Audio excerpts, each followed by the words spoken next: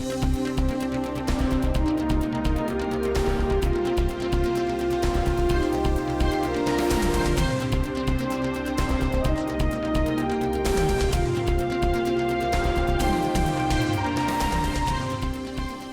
and welcome to this COVID-19 edition of City News.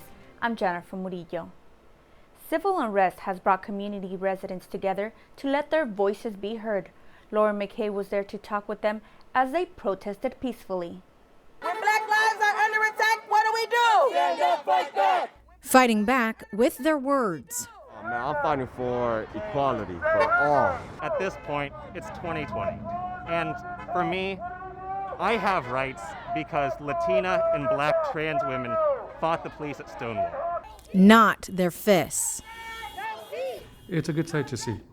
First of all, our job, first and foremost, is to make sure that people come out here and exercise their First Amendment rights to protest. Getting the approval of onlookers as well.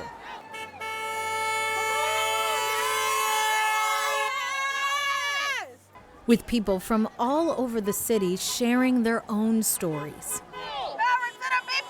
Power to the people! Power to the people! I actually spent yesterday looking for a local protest. I plan on going to one tomorrow. Like Rihanna, who has a long line of family members who have fought for the same things decades ago. Well, my grandparents, they marched for the civil rights movement back in Pittsburgh. That's where they're from. I just talked to my grandma this morning, and she's like, I'm passing the baton to you. It's your turn to go out. And I can't be more proud than to be out here. No justice! No peace! No justice! No peace! And what she wants to see? We see it on movies, we see it on TV. This is what they do to us, and it's become a social norm, and it shouldn't be. So that's what I really want to see change, is our justice system and how society really views this. They might have been small in numbers today, but the city of Hawthorne residents have made their message loud and clear. They want justice, they want peace, and they want it now. For HCTV, I'm Lauren McKay. Thank you, Lauren, for that report. The mission to help end homelessness continues, and Hawthorne has taken another step forward to aid in that goal. Today we have with us Homeless Service Coordinator Jesse Ramirez to tell us about his new position. Hi, Jesse. Can you tell me about your new position and how it helps homeless in Hawthorne? Yes, so specifically in Hawthorne. So my position is funded through Measure H. Measure H was passed in 2017. It's through LA County voters. So this is a community citizen focused position that I have, and I'm truly honored to have this position. So Measure H creates a 1/4 of a cent sales tax. So that sales tax generates funds for the specific purposes of funding homeless services and short-term housing.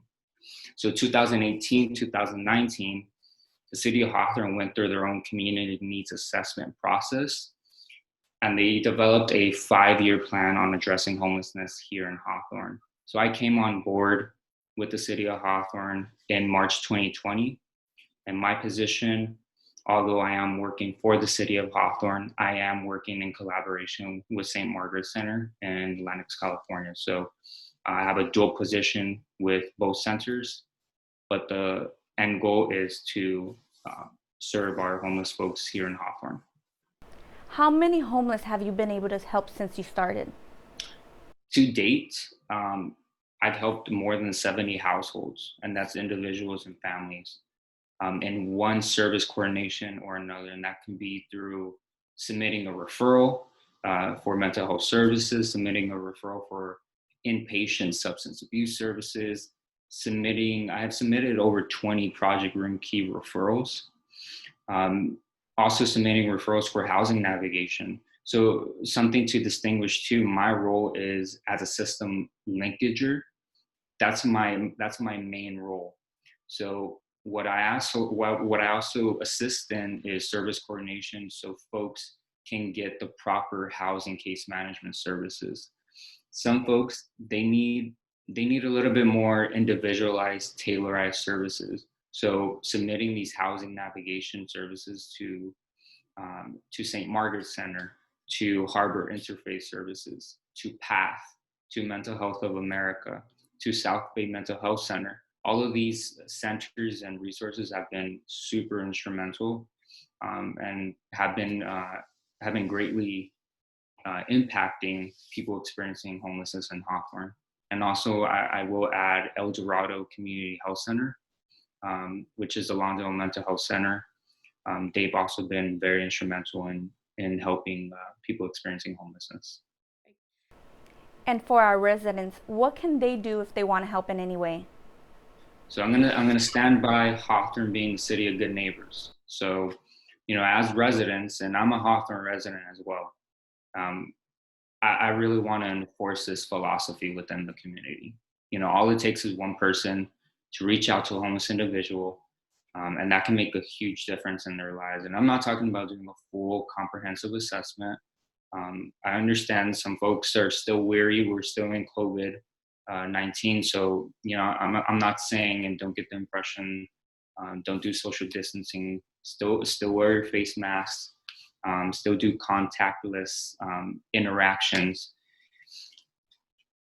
Something that I've been effectively doing is giving folks resource guides, actually generated by the South Bay Coalition to End Homelessness.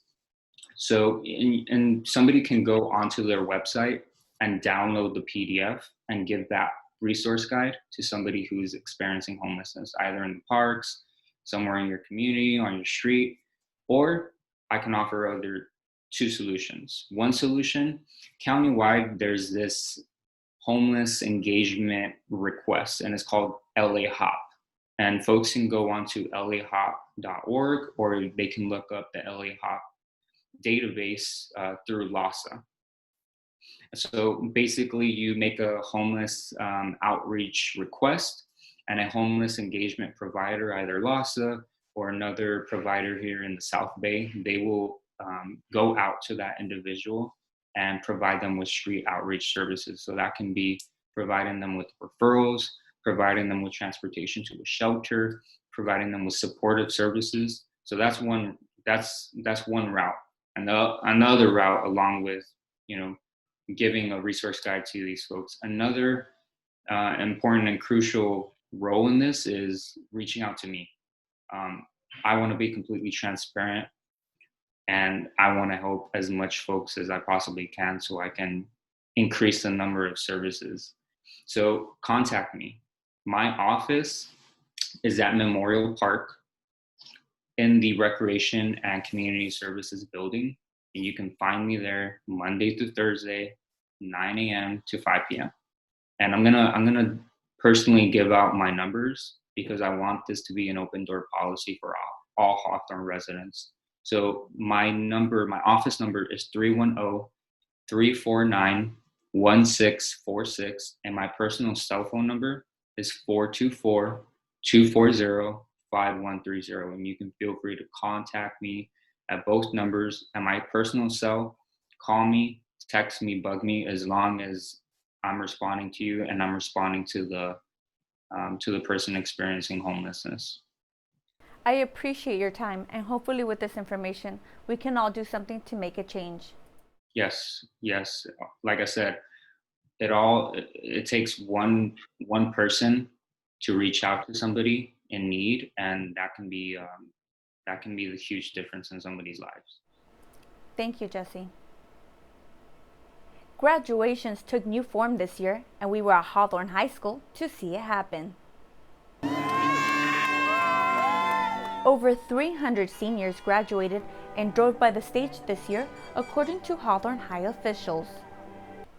Be sure to sign up and stay tuned to our YouTube channel at Hawthorne Community Television to see the graduation in its entirety. There has never been a more opportune time to adopt a pet than during the Safe at Home order. Nonprofit animal welfare organization SPCA LA has been at the center of matching pets with their new homes and came up with a different system to keep their adoption process going. Reporter Danny Miskell is standing by with more on this pet adoption story. Danny? Thank you, Jennifer. Joining us now is the Director of Communications and Marketing at SPCA LA, Ana Bustias. Thank you for being with us, Ana. Thanks for having me. Anna, can you please share with us, when the Safer at Home order was first issued, how did the process of adopting an animal change at SPCLA? SPCALA, my apologies. The adoption process at SPCALA changed dramatically. Normally, we are known for in-person adoptions. People come in, they look at animals, they select one, they fill out an application, etc. With Safer at Home, we weren't able to do that, but we still wanted to get animals in our population into homes. So what we did is we created an online application. People would look at our adoptable animals online and then apply online. And one of our adoption counselors would contact them, speak to them about the animal, see whether or not it was a good fit. If it was, then they would process the adoption. If it wasn't, they might suggest another animal, or people would also decide that they would rather wait until they could come into the shelter. So we adjusted the best we could to fit the situation, and we did remarkably well. As of March 19th, we've adopted 169 animals through this method. That is amazing. Was there a spike in the increase of how many animals were adopted because of the Safer at Home order? If SPCLA had been open, we would probably see more adoptions. Because through foot traffic and all of our advertising channels, but with people at home, we did adopt fewer animals than we normally would. But we're very pleased with the number of animals we've adopted thus far. And what other impact did SPCA experience during the Safer at Home order? Well, a couple of things. When the Safer at order, when Safer at Home order was issued, of course, we all scrambled to set up work from home, make sure that all of our staff that could work from home had the equipment that they needed. And then we staggered our staff in shelter so that we didn't have as many people working at once, to try and give everyone space and to also protect the staff. Mm-hmm. Another thing that we did was we have 3 pet adoption centers in Los Angeles. We closed the smallest one, and so basically just kept the animals in 2 locations. And the reason we did that is so that we would have less staff, and some people could stay at home for 2 weeks and go back and rotate in. That's really a staffing issue, and those are just things that we did immediately to try and give staff space, but also protect them, as well as have enough people to take care of the animals.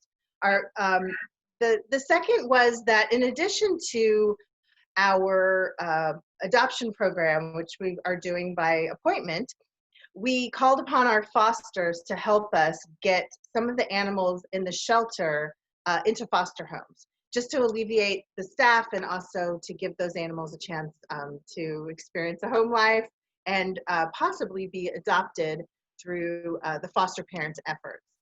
So 50 animals went into foster care. Oh, I'm sorry.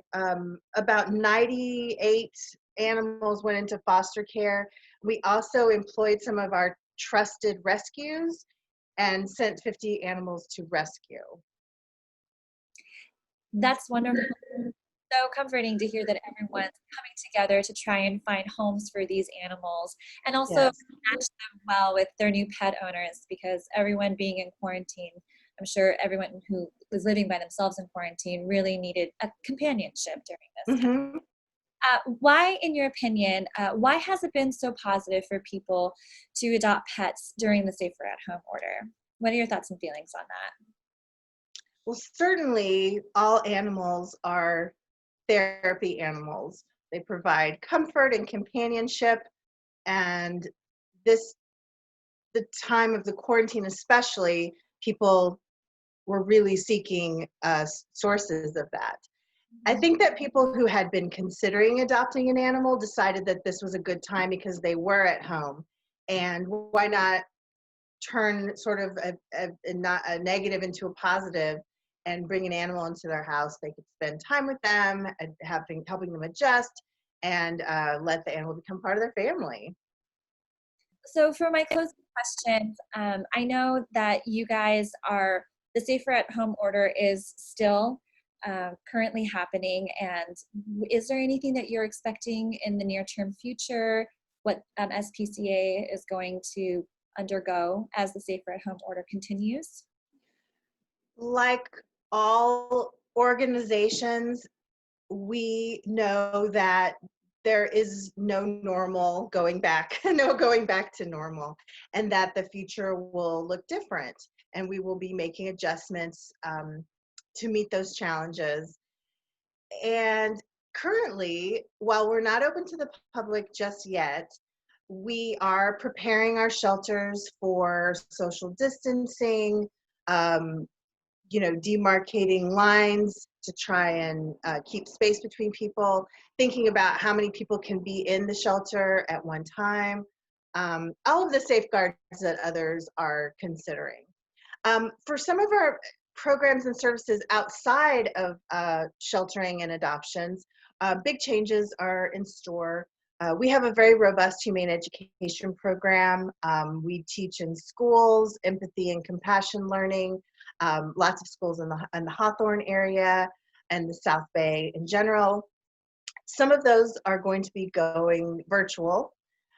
We have pet care patch workshops that people can sign up for. That's going to be that is done virtually. Those are programs that teach children about animal welfare, how to take care of animals, that sort of thing. And then we also introduced a virtual dog training for kids. So kids who have a dog at home can sign up for this class and learn how to teach them to sit and do special tricks and a little bit of agility. Big changes are being made, within our programs and services across the agency. That's wonderful. I'm sure, especially for this kids program you've come up with, that's going to help out so many families and really get them in early on how to train and have that companionship with their pets. That's wonderful. Mm-hmm. Yeah. And you're accepting donations, am I right? Yes, we are so excited. Yes, we are. Right now, with donations, we are very happy to receive pet food for all, for cats and dogs, all life stages, wet and dry, treats, and cat litter. When it comes to food and treats, the packaging needs to be unopened. We can't accept open packages. In terms of textiles, we always receive lots of blankets and towels from the community, which we use every day, and we absolutely love those. At this time, we're not taking any textiles. Okay. I'm sure that'll change in the future, but if someone does want to bring new pet beds or new blankets, we can accept those right now. But mostly, food and treats and cat litter are our biggest needs. And we have a donation drop-off at the SPCLA South Bay Pet Adoption Center on Yukon Avenue, Monday, Wednesdays, and Fridays from 9 to 10 a.m. If you're not able to make it at that times, it's okay. You could just drop it at the front door and somebody will bring it inside. All right, Anna. Well, thank you so much for joining us. It's been such a pleasure. And this is such a positive story, an uplifting story that I'm sure we all need to hear during this in times. We really appreciate everything that you shared with us about what's happening in the pet adoption community. Absolutely. Thank you. And please follow us on social media at SPCALA to see what we're up to look at adoptable pets. And like you said, for some uplifting, happy adoption stories. Sounds good, will do. Thank you, Danny. For more information on how to adopt a pet or donate to SPCA LA, go to spcala.com. West Basin customers can apply for a program to help them save money. The Change and Save program offers free water-saving devices and for qualified customers, up to a $500 rebate towards approved high-efficiency washer to help lower your energy bills. The program is on a first-come, first-served basis. To learn more about this program and apply, go to change-save.com. Thank you for watching. We hope you continue to stay safe and stay positive.